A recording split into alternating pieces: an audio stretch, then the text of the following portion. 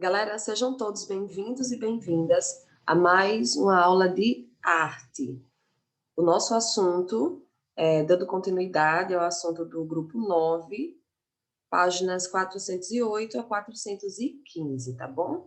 Então, abram o livro, vão acompanhando, vendo pelo resuminho também que eu preparei aqui para vocês, tá bom? Com o conteúdo do livro.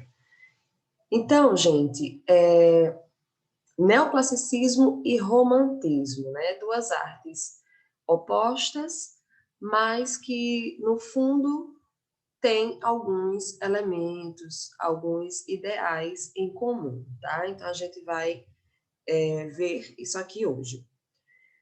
Gente, ó, Nietzsche, que foi o filósofo alemão, ele pensou a arte a partir de dois polos, tá? O polo apolíneo e o polo dionisíaco. Esses dois termos fazem referência a dois deuses gregos, tá? O polo apolíneo faria referência ao deus grego Apolo, que era o deus das artes, o deus da poesia, o deus da música, da beleza, do equilíbrio, da cura, né? Então, olha quanta coisa legal, né? Um deus bem versátil, né? O deus Apolo, muito respeitado na mitologia grega. Então, esse polo artístico representaria essa arte mais racional, essa arte mais equilibrada, mais harmoniosa, tá? Então, seria esse lado mais racional da arte, tá bom? O lado da razão. Então, a arte que se aproximasse disso, Nietzsche disse que seria o polo apolíneo, tá bom? Seria essa arte apolínea.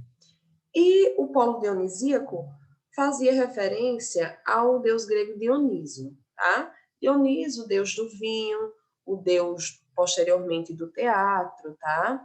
Esse deus das festas, né, da loucura. Então, representaria esse lado mais emocional da arte, tá? Esse lado impulsivo, mais descontrolado, tá? Não tão pensado como o lado da razão, tá bom? Então, nós temos aqui realmente dois polos, gente. Nós temos o lado racional e o lado emocional. E o Nietzsche falou que, ao longo do tempo, essa arte, né, ora foi racional, ora foi emocional, e ele acreditava que o ideal seria que essa arte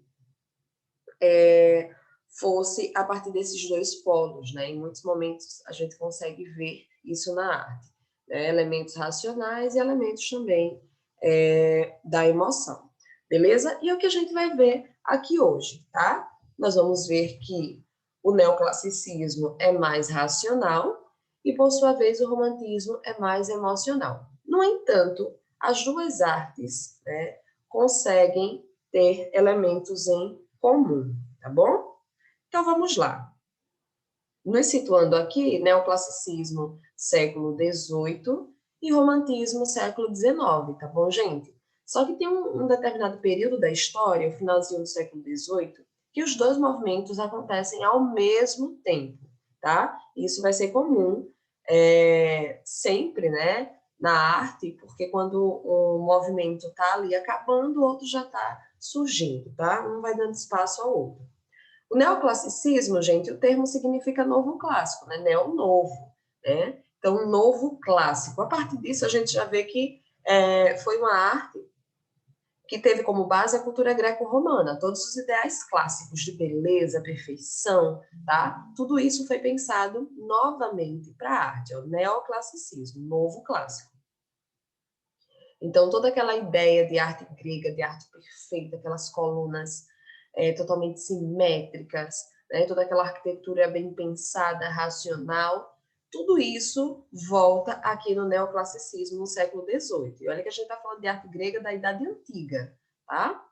Da Grécia Antiga. Então, vamos lá. Quais são os valores, né? Quais são as características do neoclassicismo? Simplicidade, equilíbrio, proporção, beleza, solidez, racionalidade, enfim. Nós passaríamos muito tempo aqui citando as características do neoclassicismo. Aqui são algumas, tá? No entanto, todas convergem para o lado da razão, tá bom? Do pensamento. Uma arte muito bem pensada, tá? E sem exageros, sem muita emoção. É uma arte mais equilibrada, mais contida, tá? E o romantismo, gente, tem uma base mais religiosa, uma base mais inspirada na arte cristã medieval.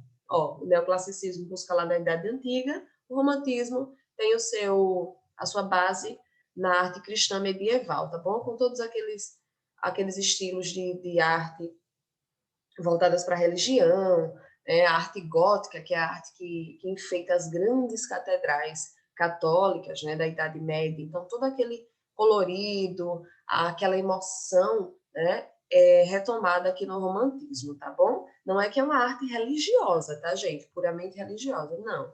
Vai ter também religião no romantismo, mas essa base mesmo dessa arte emocional, tá? Os valores é uma arte que preza pelo individualismo do ser humano, porque ele vai prezar pela liberdade de expressão, tá?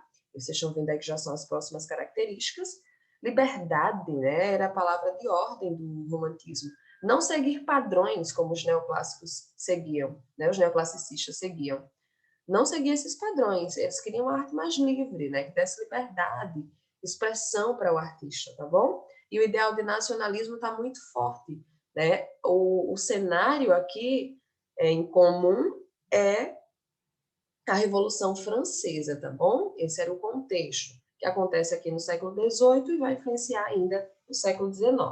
Então, vamos começar aqui a ver algumas obras, né? Vamos ver primeiro as obras neoclassicistas, as características que vocês já viram as análises, tá bom? Hoje é mais a título de revisão. Lembrando que esse assunto será cobrado na prova mensal também, beleza? Então, nós vemos aqui esse quadro do David. David foi um dos maiores pintores da arte neoclássica, né? Era um mestre de pintura, ele ensinou a vários outros artistas. Então, nós vemos aqui essa obra dele, o Juramento dos Horácios, né? Que eram 3 irmãos que estavam jurando aqui sobre as espadas e iam guerrear. Contra quem eles iriam guerrear? Contra os próprios cunhados, tá? Ou seja, essas mulheres aqui, né, que a gente vê à direita, que estão tristes, com crianças, né? Essas mulheres teriam ou os irmãos ou os maridos mortos, né? Porque eles iriam guerrear, tá bom? Então, mesmo elas estando aqui sofrendo, olha o equilíbrio, né, gente? Olha a pose dessas mulheres, né? É um sofrimento com classe, porque é neoclassicismo, né? Não tem aquele desequilíbrio, né? Elas não estariam aqui gritando, desesperadas, não, é neoclassicismo. Então, a obra tem que estar equilibrada. Olha a simetria disso aqui, né? Se a gente vem aqui, ó, no meinho do quadro, tá? O meio, ó, as espadas estão aqui centralizadas. Isso é equilíbrio, né? Se a gente parte aqui ao meio, nós temos 2 colunas para cá e 2 para o outro lado. Isso é simetria, isso é equilíbrio, tá? Isso é proporção. Olha a pose, né, escultural aqui dos rapazes, né, bem viris, né, homens de guerra, aquela pose escultural, né, todos aqui com movimento combinado. Então, isso é neoclassicismo, tá, gente? Essa perfeição. Do mesmo pintor, A Morte de Marat, um dos quadros mais importantes do neoclassicismo, um dos mais importantes da história da arte, né? Mostra a morte de um revolucionário francês, tá? Que foi morto por traição de uma das pessoas da Revolução Francesa que foram para o lado oposto, tá bom? E Marat era um grande líder da Revolução Francesa, era amigo do pintor David, né? Então ele pintou, ele fez uma homenagem ao seu amigo. Então, vamos lá. Por mais que a cena seja emocional, né? A morte de alguém que ele gostava, mas olha o quanto de equilíbrio ele coloca aqui. Olha a pose, né? Ele parece descansar em paz. Né? Ele estava dentro de uma banheira, que era onde ele ficava geralmente, porque ele tinha sofria de algumas dores, né, de doença, e ele se sentia mais aliviado. Então, ele sentava dentro da banheira e escrevia, né, para o jornal sobre a Revolução, tá bom? Então, ele coloca aqui Amará e assina embaixo, né, dele. Então, ele faz uma homenagem, mas olha como está equilibrado, né? Olha essa verticalidade aqui. Ou melhor, essa banheira na horizontal, né? Desculpem. Essa banheira aqui na horizontal, né, certinho, olha essa linha, né, certa.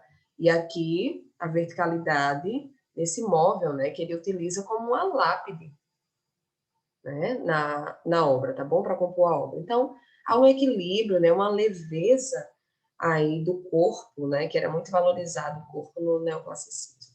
Então, vamos lá. O nu aparece novamente, né?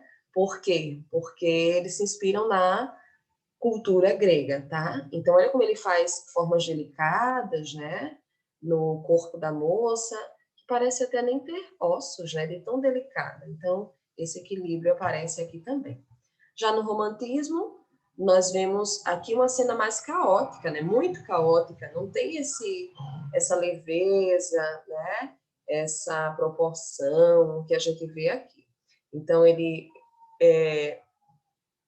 personifica a figura da liberdade tão almejada, né, tão prezada pelo romantismo, ele personifica aqui na figura dessa moça, e ela vem aqui como se fosse uma deusa grega, né, como se fosse a deusa da liberdade. Essa figura é chamada de Mariane, tem uma partezinha explicativa no livro de vocês, né, um conhecimento a mais, uma curiosidade, leiam. E aqui traz as cores da Revolução Francesa, né? Então todo aquele caos, a sociedade toda envolvida. Aí tem dá a ideia de movimento, né, gente? Não é mais aqui, ó, monumental, como esse quadro aqui dos Horácios, né? Aqui é movimento, a gente parece que tá vendo a cena real, né? Parece que tá todo mundo correndo, é uma cena de um filme e a gente deu uma pausa, né? A análise do quadro vocês já viram, tá bom? Então não vou me deter nisso. Aqui, né, também, mais uma vez, destacando a diagonal, né, muito utilizada no romantismo, porque essa diagonal propõe instabilidade à obra, no sentido de dar movimento, tá bom? Então, olha aqui, né, gente? Diagonal, soldados também diagonal, a luz, né, a própria luz aqui, tá bom? A análise do quadro vocês também já viram. A figura do herói, né, sempre tem uma figura principal, aqui em cima é a da Mariane, aqui é a desse trabalhador, né, que vem na cor, vestido aí na cor branca, né, simbolizando essa paz, o lado do bem. Em contrapartida, os soldados estão aqui no lado escuro, né? A luz aqui está voltada para os trabalhadores, que tem toda essa ideia de bem, de mal, essa ideia religiosa, como eu falei para vocês, a base do romantismo é religiosa. E por último, um quadro do Turner, que gostava muito de pintar a natureza, né? Então, o romantismo dele se mostrava dessa forma. Então, ele gostava de pintar a natureza selvagem, né? Tempestades, naufrágio.